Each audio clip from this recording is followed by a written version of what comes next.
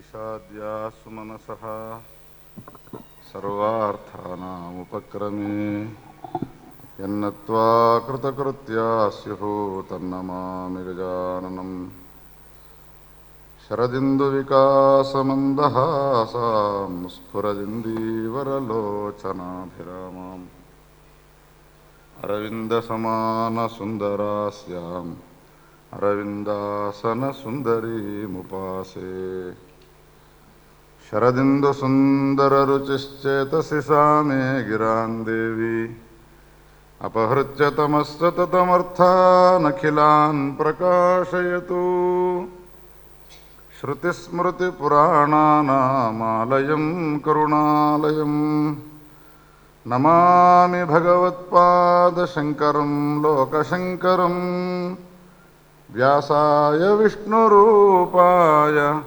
व्यासरूपाय विष्णवे नमो वै ब्रह्मनिधये वासिष्ठाय नमो नमः।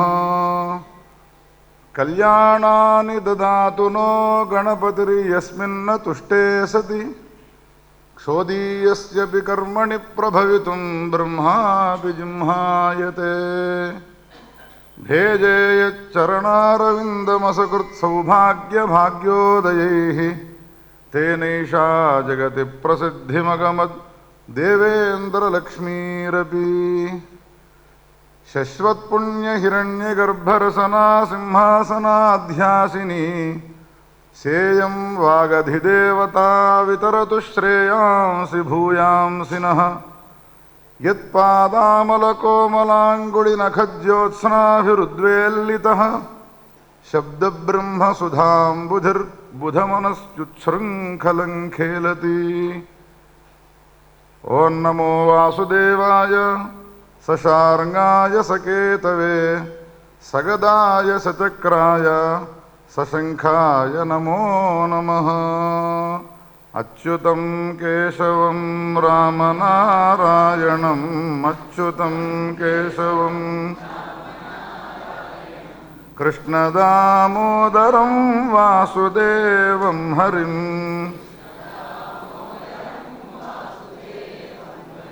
श्रीधरं माधवं गोपिकावल्लभम्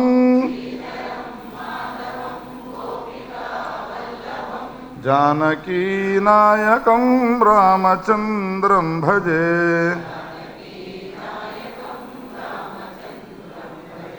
जानकीनायकं रामचन्द्रं भजे।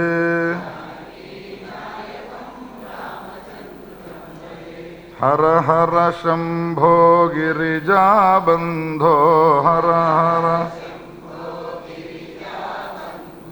शिव शिव शङ्कर भूतपते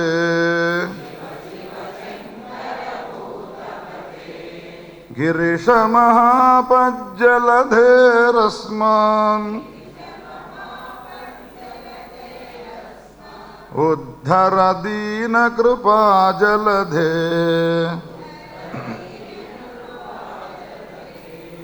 शङ्कर शिव शङ्कर शिव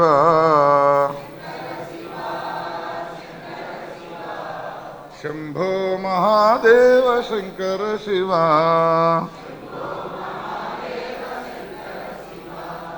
शङ्कर शिव शङ्कर शिव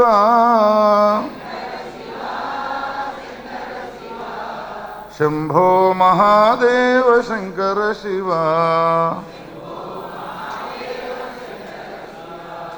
काशीपते वाराणसीपते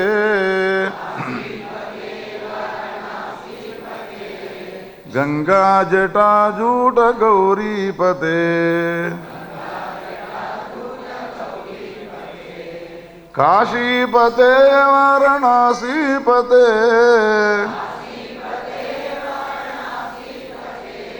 गंगा जटाजूट गौरीपते श्री गुरो पाहि माम्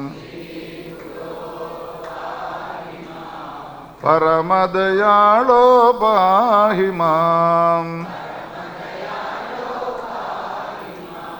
శృంగేరి జగద్గురో పాహి మాం భారతీ తీర్థ పాహి మాం విధుశేఖర భారతి పాహి మాం శ్రీ గురో పాహి మాం పరమదయాళో పాహి మాం శృంగేరి జగద్గురో పాహి మాం భారతీ తీర్థ పాహి మాం విధుశేఖర భారతి పాహి మాం శంకర శివా శంకర శివా శంభో మహాదేవ శంకర శివా హర శంభో మహాదేవ శంకర శివా గౌరీ శంకర భగవాన్ की జగదంబ విశ్వపాలిని శారదా మాతా की జగద్గురు శంకరాచార్య భగవాన్ की దక్షిణామ్నాయ పీఠాధీశ్వర శ్రీ భారతీ తీర్థ మహాస్వామి की విధుశేఖర భారతీ స్వామి की నమః పార్వతీపతయే హర హర పరమ పవిత్రమైన శారదా క్షేత్రంలో శంకర మఠం నందు వేదవ్యాస విరచిత అష్టాదశ మహాపురాణ సారాంశ ప్రవచనాన్ని శ్రీ జగద్గురు సార్వభౌములు భారతీ తీర్థ మహాస్వామి విధుశేఖర భారతీ స్వాముల పరిపూర్ణానుగ్రహాశీస్సులతో కొనసాగిస్తున్న ఈ కార్యక్రమంలో భవిష్య పురాణ బ్రహ్మవివర్త పురాణ ప్రవచనాల్లో ప్రవేశిస్తున్న మనందరినీ గురుచరణ ద్వంద్వము సదా సర్వకాలాలు రక్షించుగాక. ప్రొద్దున అగ్ని పురాణానికి సంబంధించిన కొన్ని అంశాలను చెప్పుకొని ఆ తర్వాత భవిష్య పురాణానికి సంబంధించిన విషయాలను కొన్నిటిని మనం ప్రస్తావించుకున్నాం. ఈ భవిష్య మహాపురాణం పర్వలు విభాగంతో కూడుకొని 4 పర్వలుగా ఉన్నది. మొదటిది బ్రహ్మపర్వ అని అంటారు, రెండవది మధ్యపర్వ, మూడవది ప్రతిసర్గ పర్వ, 4వది ఉత్తర పర్వ అనే పేర్లతో సుమారు 28,000 శ్లోకాలతో కూడుకొని అనేక విషయాలతో కూడుకొనున్నది. బ్రహ్మపర్వంలో నిత్యకర్మలు, సంస్కార విధానము, తర్వాత సాముద్రిక శాస్త్రము, సృష్టి ప్రక్రియ, వర్ణాశ్రమ విధానాలు, వర్ణాశ్రమాలకు సంబంధించిన ధర్మములు, సర్పములకు సంబంధించినటువంటి సంపూర్ణమైనటువంటి వివరణ, సాంబోపాఖ్యానము, ఉపాసనా విధానం, పూజా ఉపాసనా విధానాలు మొదలైనటువంటి ఉన్నాయి. భవిష్య పురాణం అనగానే మొదటి నుండి చివరి వరకు భవిష్యత్తులో ఏమో జరగబోయేది చెప్పుతున్నారు ఇందులో అని అనుకోవడానికి వీల్లేదు. మధ్యపర్వల్లో వేదాంగాలు, ఇతిహాసాలు, పురాణాలు, సాహిత్యములు, ఇష్టాపూర్త కర్మలు, సాంగోపాంగముగా కుండ మంటపాలకు సంబంధించినటువంటి విధి విధానాలు, పాత్రల యొక్క నిర్మాణము, యజ్ఞములు చేసే విధానము, గోత్ర ప్రవరుల యొక్క వివరణ, శ్రాద్ధ విధులు, వృక్షములను నాటడము, ఏ వృక్షాలను నాటాలి, ఏ వృక్షములు ఏ దేవతా స్వరూపములై ఉన్నాయి, వృక్షములను నాటితే ఆ వృక్షములు పెరగడానికి ఏ విధమైనటువంటి ఎరువును వేయాలి మొదలైనటువంటివన్నీ చెప్పినాడు వ్యాసభగవానుడు. ప్రతిసర్గ పర్వంలో సుమారు 100 అధ్యాయాలున్నాయి. 4 యుగాలకు సంబంధించినటువంటి ఇతిహాసము, 10 రకాలైనటువంటి బ్రాహ్మణుల యొక్క వివరణ, దశనామధారి సన్యాసులకు సంబంధించిన వివరణ, క్షత్రియులు వైశ్యులకు సంబంధించినటువంటి అనేక శాఖోపశాఖల వర్ణన, ప్రకీర్ణ జాతులు ఏ విధంగా ఆవిర్భవించినాయి, కేవలం బ్రాహ్మణ, క్షత్రియ, వైశ్య, శూద్ర అని మాత్రమే మనం 4 తీసుకుంటున్నాము. కానీ మళ్ళీ అనేక రకాలైనటువంటి శాఖలు, ఉపశాఖలు, ఈ వర్ణాల్లో ఏర్పడ్డాయి. అనేక రకాలైనటువంటి కులాలు ఏర్పడ్డాయి. వ్యాసుడు ఈ పురాణం రచించే వరకు ఏర్పడ్డటువంటి కులాల యొక్క వ్యవస్థ ఏ విధంగా ఏర్పడ్డది, ఏ విధమైనటువంటి సాంకర్యం వలన ఏ ఏ కులాల యొక్క ఉత్పత్తి జరిగినది అనేటువంటిది చెప్పబడ్డది ప్రతిసర్గ పర్వలో. అంతేకాకుండా పృథ్వీరాజు, జయచంద్రుడు, అల్హావుదల్, శివాజీ, పఠాన్, తర్వాత ముఘల్, ఆంగ్రేజీ శాసకులైనటువంటి కొంతమంది, శంకరాచార్యుల వారు, మధ్వాచార్యుల వారు, చైతన్య ప్రభువులు, తర్వాత శ్రీధరాచార్యుల వారు మొదలైనటువంటి వాళ్లకు సంబంధించినటువంటి సంక్షేపమైనటువంటి కథలు వ్యాస భగవానుడు ఈ భవిష్య పురాణంలో చెప్పినాడు. అదైన తర్వాత ఉత్తర పర్వంలో 108 అధ్యాయాలు, అందులో అనేక వ్రతాలకు సంబంధించినటువంటి విధానము, హోళీ, దీపావళి మొదలైనటువంటి పండుగలు ఏ విధంగా జరుపుకోవాలి, ఉత్సవములు, దేవతా పూజలు, వివిధ రకాలైనటువంటి శాంతులు ఏ ఏ సందర్భంలో ఏ విధమైనటువంటి శాంతులు చేసుకోవాలి, గ్రహాలకు సంబంధించినటువంటి శాంతి, ఏ గ్రహము అనుకూలం లేని సమయంలో ఆ గ్రహానికి ఏ విధమైనటువంటి అనుష్ఠానం చేస్తే గ్రహముల యొక్క ఆనుకూల్యత ఏర్పడుతుంది, చేయవలసినటువంటి హోమ విధానం ఏమిటి, దానాలు ఏ విధంగా చేసుకోవాలి, ఒకటి కాదు రెండు కాదు ఇటువంటివెన్నో ఇందులో వివరింపబడ్డాయి భవిష్య మహాపురాణంలో. అటువంటి పురాణాన్ని గురించి ప్రొద్దున మనం కొన్ని అంశాలు చెప్పుకున్నాము.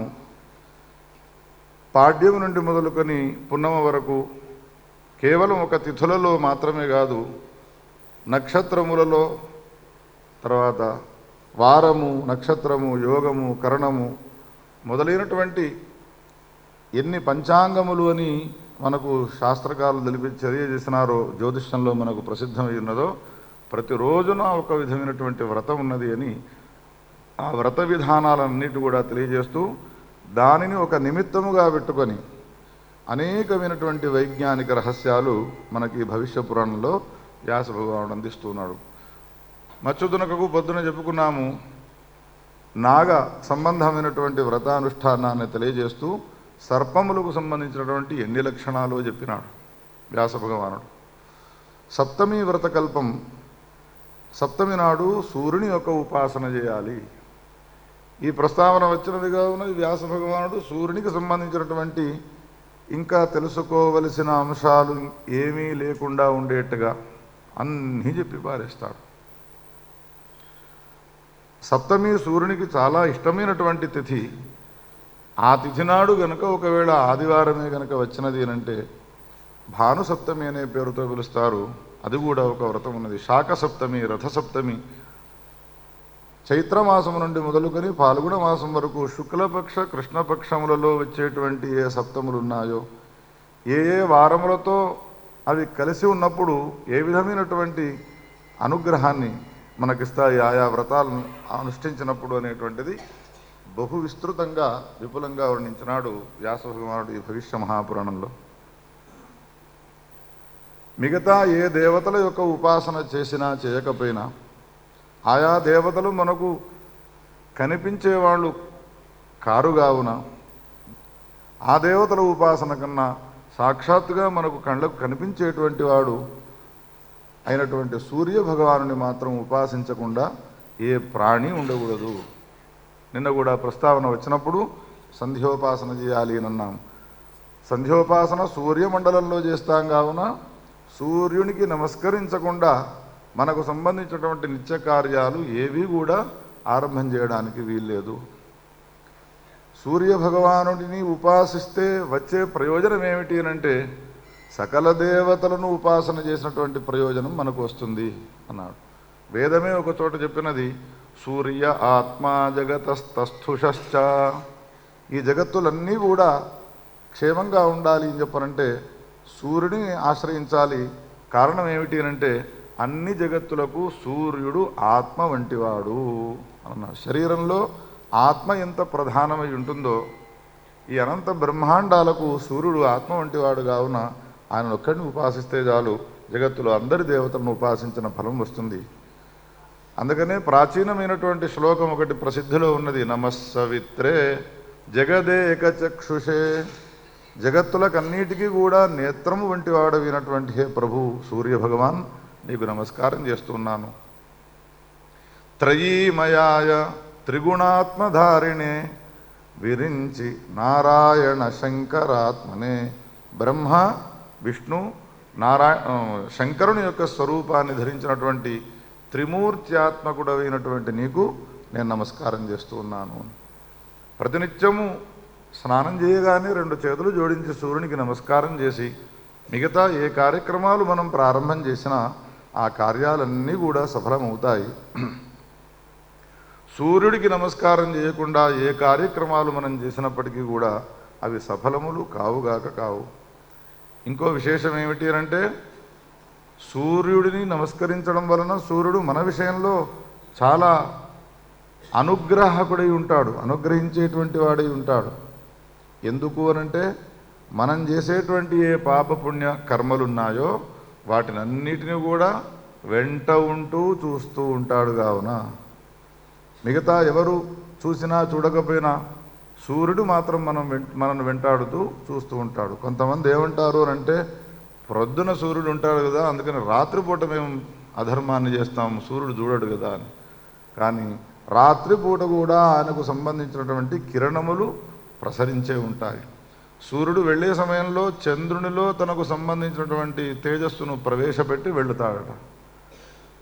సూర్యునికి సంబంధించిన అంశమే చంద్రునిలో ఉన్నది కాబట్టి చంద్రుడు ఆ పని చేస్తాడు. అయితే మేము అమావాస్య నాడు చేస్తాము అని అంటారు. అప్పుడు ఏం చేస్తాడు చంద్రుడు? అగ్నిలో ప్రవేశపెడతాడు తనకు సంబంధించినటువంటి తేజస్సును. అగ్నిహోత్రం ఎప్పటికీ ఉండనే ఉంటుంది. ఈ విధంగా జగత్తులో ఉండేటువంటి ఏ ప్రాణులు ఉన్నారో వాళ్ళంతా కూడా చేసేటువంటి ఏ పాపపుణ్యకర్మలు ఉన్నాయో వాటిని అన్నిటినీ సాక్షాత్తుగా చూస్తాడు. వీడు పాపం చేసినాడు అవునా కాదా అని ఒకవేళ మనం కోర్టులో తీసి నిలదీస్తే అక్కడ మనకు వీడు పాపం చేసినాడా చేయలేదా అనేటువంటి విషయం చెప్పడానికి ఒక ముద్దాయి కావాలి.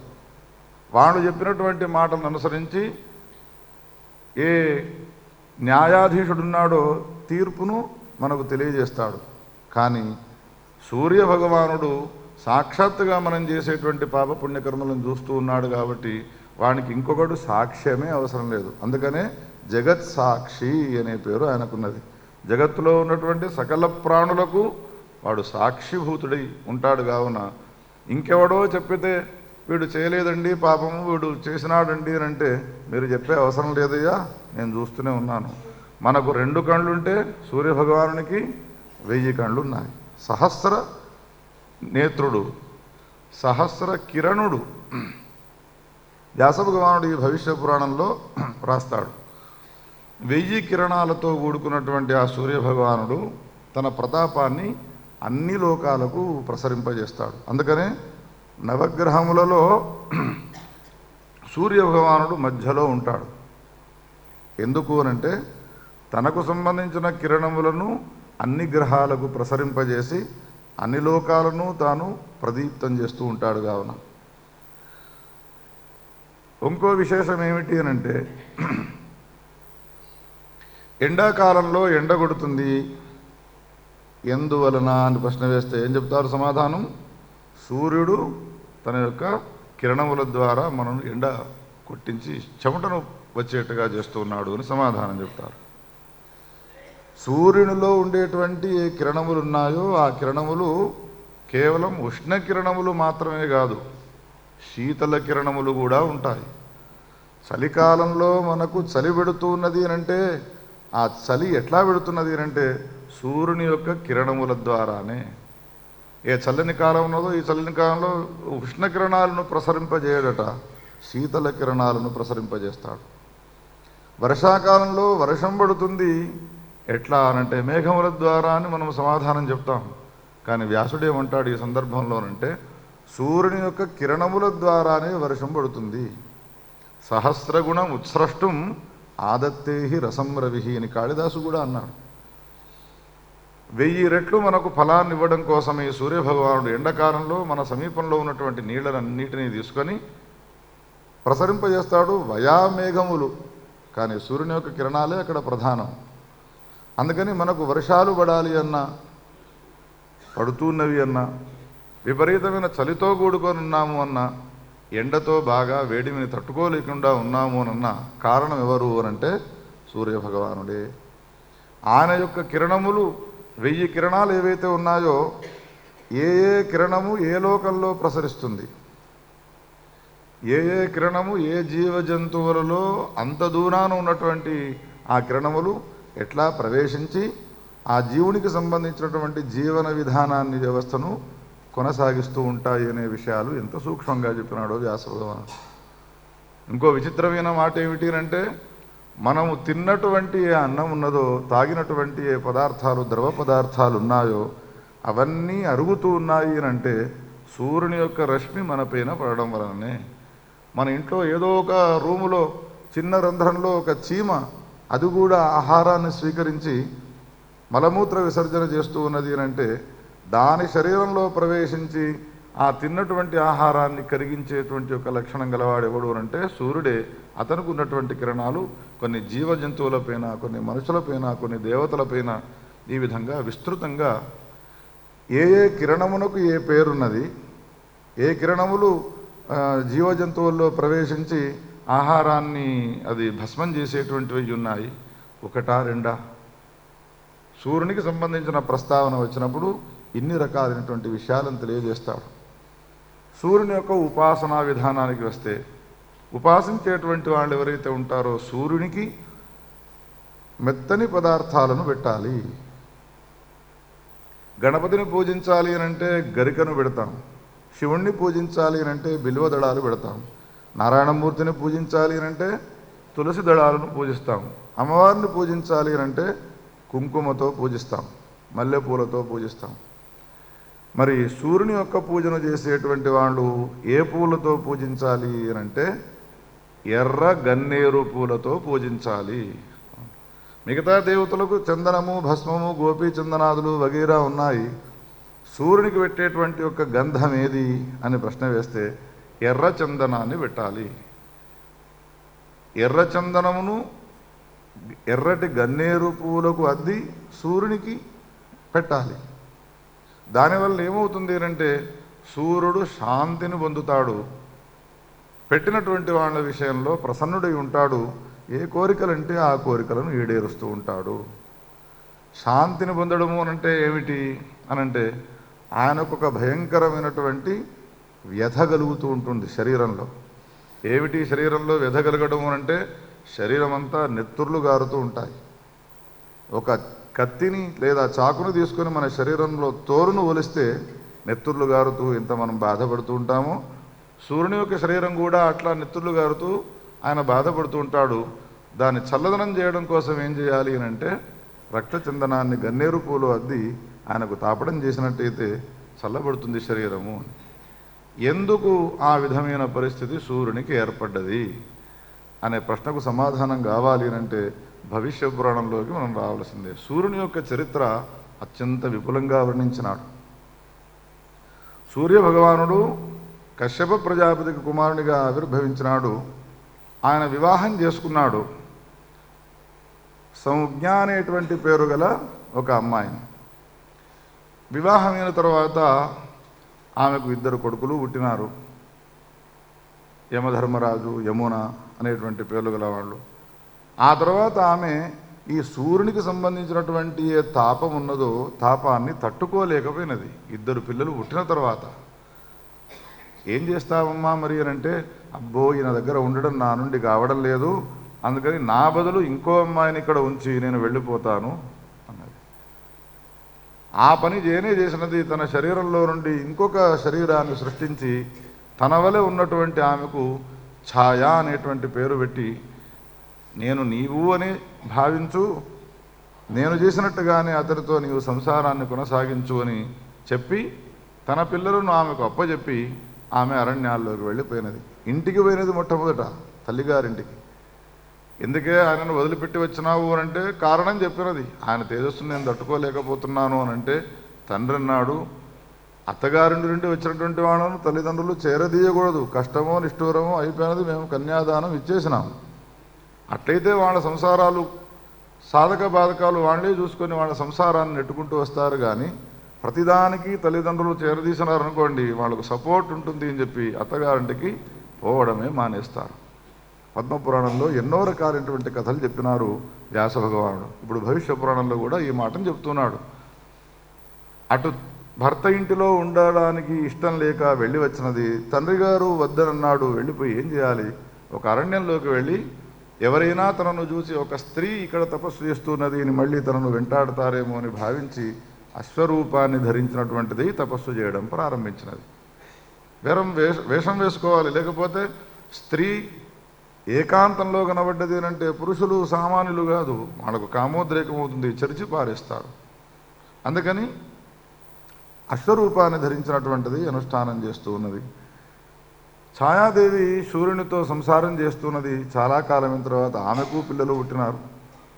నల్లని ఆమె ఛాయ నల్లగా ఉంటుంది కావున ఆమెకు పుట్టినటువంటి వాడే శనిదేవుడు. ఆ తర్వాత కొంతకాలానికి తనకు పుట్టిన పిల్లలకు, తర్వాత ఇదివరకు సౌజ్ఞాదేవికి పుట్టినటువంటి పిల్లలకు అందరికీ అన్నాన్ని పెడుతూ ఉన్న సమయంలో తన పిల్లలకు పాల మీది మీగడ వేస్తుంది, గట్టి పెరుగు వస్తుంది. మిగతా ఆ ఇద్దరికేమో మజ్జిగ పోస్తుంది. స్నానం పోసే సమయంలో వేడి నీళ్లు వీళ్లకు, చల్లటి నీళ్లు వాళ్లకు. యముడు చూసి కోపానికి వచ్చినాడు. తల్లి చేసేటువంటి ఈ పనిని గుర్తించి కాలుతో ఒక్క తన్ను దన్నినాడు ఛాయాదేవి. కోపానికి వచ్చింది. తల్లినైనటువంటి నన్ను నీవు కాలుతో దన్నినావు కాబట్టి నీ కాలు పడిపోవుగాక అని శాపం పెట్టినది. పరిగెత్తుకుంటూ తండ్రి గారి దగ్గరికి వెళ్ళి ఈ విషయాన్ని చెప్పినాడు. సూర్యభగవాను దగ్గరికి వెళ్ళి, తల్లి ఈ విధంగా నన్ను శపించినది అంటే, వట్టిగా తల్లి ఎందుకు శపిస్తుందిరా, కారణం ఏమిటో చెప్పు అనగానే కారణం చెప్పినాడు. అప్పుడు సౌజ్ఞను ఛాయను పిలిచి, ఏమిటి అసలు, ఎందుకు ఈ వైమనస్యం ఏర్పడ్డది, నీకు వైషమ్య భావం ఎందుకు ఏర్పడ్డది చెప్పు అనంటే జరిగిన వృత్తాంతం యథార్థం చెప్పినది. సౌజ్ఞాదేవి నన్ను సృష్టించి నీ దగ్గర ఉంచినది. నీ శరీరంలో ఉన్నటువంటి ఏ తేజస్సు ఉన్నదో దాన్ని తట్టుకోలేక ఆమె వెళ్ళిపోయినది. ఇది విన్న తర్వాత సూర్యభగవానునికి నిజమైనటువంటి తన భార్య తన సమీపంలో లేకపోవడము, తన తేజస్సు బాగా ఉండడం వలన ఆమె తనను వదిలిపెట్టడము, ఇది ఓర్చుకోలేక తన భార్యను తాను మళ్ళీ తెచ్చుకోవాలి అని మామగారింటికి వెళ్ళి అడిగితే, మా ఇంటికి వస్తే మేము వెళ్ళగొట్టినామయ్యా, అరణ్యాల్లో ఆమె అశ్వరూపాన్ని ధరించి కాలక్షేపం చేస్తున్నది, అనుష్ఠానం చేస్తున్నది. ఈ మాటను విన్నటువంటి తాను అరణ్యంలో ప్రవేశించినాడు. అశ్వరూపాన్ని ధరించి సంచారం చేసినాడు. కనబడ్డది తపస్సు చేస్తున్నటువంటి తాను. ఇద్దరూ కలిసి కొంతకాలం సంసారం చేసినారు. ఆ ఇద్దరికి పిల్లలు పుట్టినారు. వాళ్ళే అశ్విని దేవతలు అని. ఆయనకు పుట్టినటువంటి ఏ పిల్లలు ఉన్నారో వీళ్ళంతా కూడా యోగ్యమైనటువంటి స్థానాల్లో ఉన్నారు. ఎవడైతే మొట్టమొదట పుట్టిన ఏమో ధర్మరాజు ఉన్నాడో, ధర్మమును గురించి బాగా తెలుసుకున్నటువంటి వాడై ఈ అనంత బ్రహ్మాండాల్లో పాప పుణ్యకర్మలు చేసినటువంటి వాళ్లకు పాపం చేసిన వాడికి ఏ శిక్ష వేయాలి, పుణ్యకర్మలు చేసిన వాడికి ఏ ఉత్తమ లోకాలు వేయాలి, ఎంతకాలం వాళ్ళని ఉంచాలి సుఖభోగాలను అనేటువంటి విషయాన్ని నిర్ణయం చేసేటువంటి స్థానాన్ని పొందినాడు అంటే ఎంత గొప్పనైనటువంటి స్థానమైనది. శనైశ్వరుడు శనైశ్వర మండలానికి వెళ్ళినాడు. అది బ్రహ్మవైవర్త పురాణంలో మనం వినబోతున్నాము. ఆ తర్వాత ఈ యమున అనేటువంటి పేరు గల అమ్మాయి నదిగా ప్రవహించినది. ఈ అశ్వరూపంలో ఉన్నటువంటి సమయంలో పుట్టిన ఏ ఇద్దరు పిల్లలు ఉన్నారో వీళ్ళిద్దరూ కూడా డాక్టర్ చదివి ప్రధాన వైద్యులు అయినారు. ఎవరికి వైద్యం చేస్తారు అంటే దేవతలకు అనారోగ్యమైనప్పుడు వాళ్లకు చికిత్సలు చేస్తూ ఉంటారు.